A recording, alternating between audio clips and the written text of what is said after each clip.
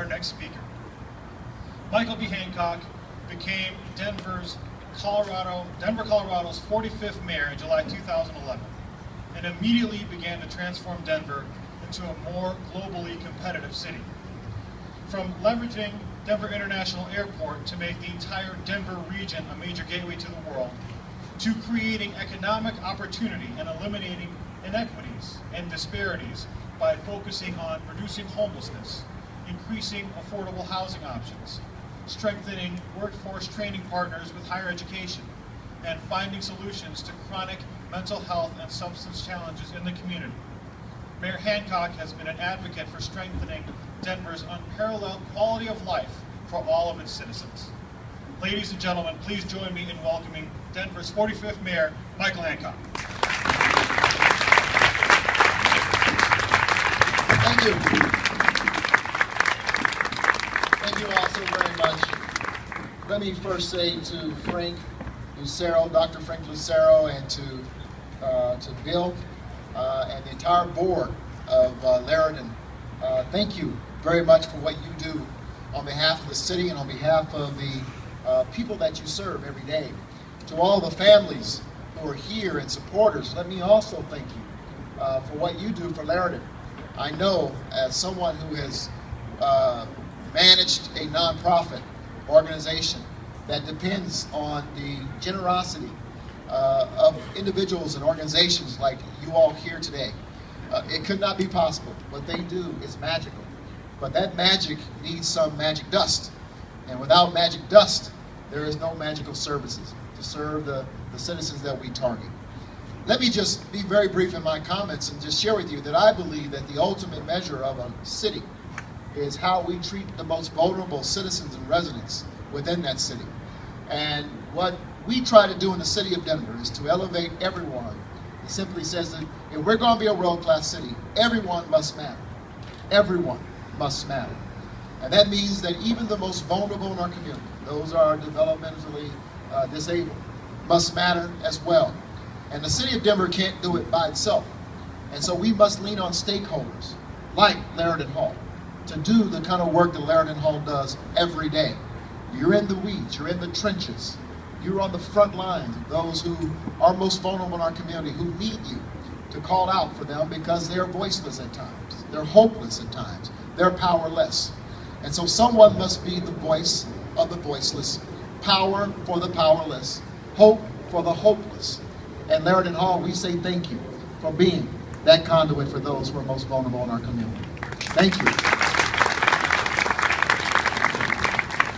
When Joe and Elizabeth Calabrese, some 66 years ago, had the vision for this organization, born out of the frustration that there wasn't services and public education for their children, they had a vision that we would lift those who society at that point in time, and we all read the stories as we came up through school, were hidden away, put in locked rooms, were not to be discussed or discovered, were not to be exposed. Today, as we've all matured as a society, recognize that the developmentally disabled are to be just as valued as those of us who are able-bodied and mind. That we are not to forget them, and that they bring something very special and kind to our conversation. And they are to be just as cherished as any member of our families. I want to conclude on a story. I ran an organization in Denver called the Urban League for 8 years. And in that organization, we had a resident of Laradon Hall who worked for us every day. In fact, Andy was our longest serving employee of the Urban League. Andy showed up every day. Andy was there, rain, sleet, or snow, ready to give and ready to serve. We valued Andy just like we value any other employee. And Andy taught us all very valuable lessons about acceptance and inclusion, about lowering our guard when we meet people who were different than we were. Andy showed us what unconditional love and respect was all about. He taught me as a supervisor, as a lead organization, that he was to be valued and treasured just like any other employee. He demanded a raise almost every day. I saw Andy, which was no different than any other employee. He demanded preferential treatment as far as office space was concerned. When it came to real estate allocation, Andy demanded that he had a window. And he said, you know, don't treat me any different.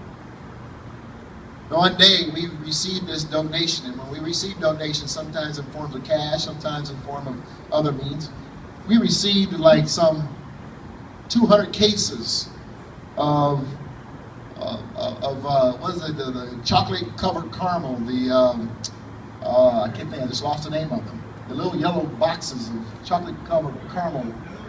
Milk duds, that's the name of it. About 200 cases of milk duds. Someone made the error, and I mean that in a loving way, of placing those milk duds in Andy's office. It took about a day and a half for Andy to consume about 100 cases of those milk duds.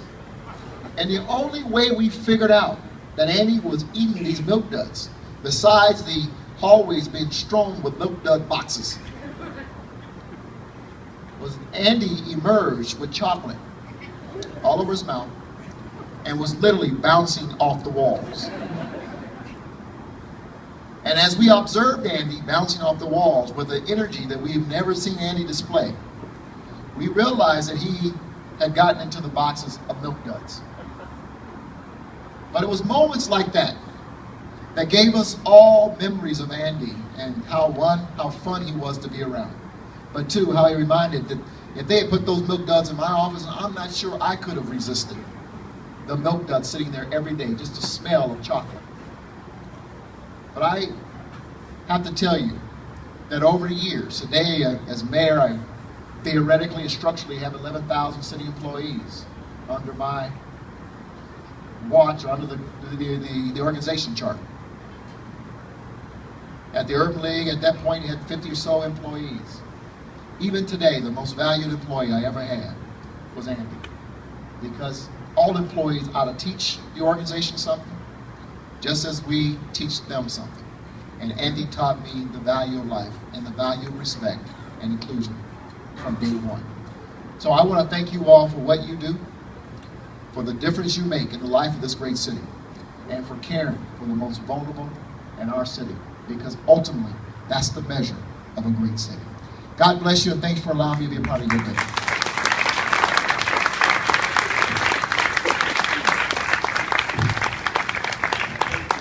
Thank you very much, Mayor.